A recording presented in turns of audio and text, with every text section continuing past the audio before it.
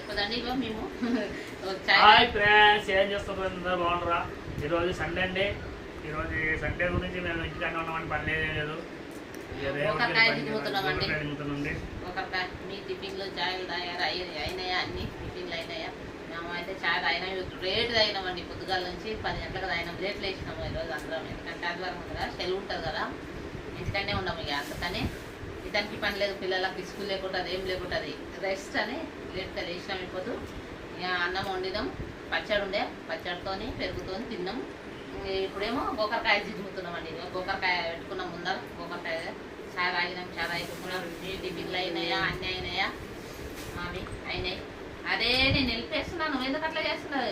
ఇది రాదు మళ్ళీ అంతా చేసిన దానికి లాస్ట్ బాగా చేయదు.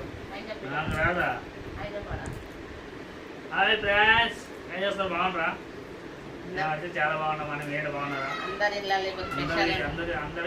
ఇళ్ళల్లో ఈరోజు సండే స్పెషల్. మా ఇంట్లో సండే స్పెషల్ చేస్తా. సాయంత్రం నేను డబ్బులు వాళ్ళకి పేమెంట్ వచ్చినా కూడా చేస్తాం. 2 రోజులు వేసాడు పని, వారంలో పని లేదు. 2 రోజులు చేసింది, పని లేదు. అందుకనే ఈ పొద్దుట లేదు. సోమవారంకి ఎట్లా చేస్తే బాగుంటుంది. చేస్తా బాధపడదు. పని ఉన్నప్పుడు బాధపడదు, లేనప్పుడు బాధపడదు. మనకి కష్టాలన్నీ దేవుడి అర్థం కాదు. దిక్కులేని వాళ్ళకి దేవుడి దిక్కు లేని వారికి దేవుడే దిక్కు. కష్టపడి పని చేయాలి. కష్టం సుఖం అన్ని అనుభవించేవాడే దండుడు కాదు. ఏం మాట్లాడుతున్నావు? నీకు అర్థమవుతున్నది. అదే అర్థమైతే మాడుతుంది.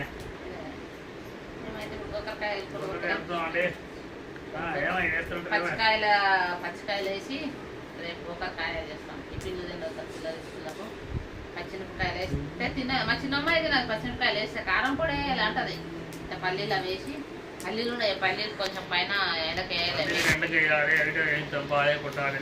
చేత అవుతుంది. చాలా రోజులు అయితే తెచ్చి మా శరీరంతో తెచ్చింటిమి. అది చాలా రోజులకి ఇచ్చారు. అంటే చాలా డబ్బులు అవుతుంది. లేచినందుకు చాలా వరకు మన ఇంట్లో పని ఇస్తున్నాం.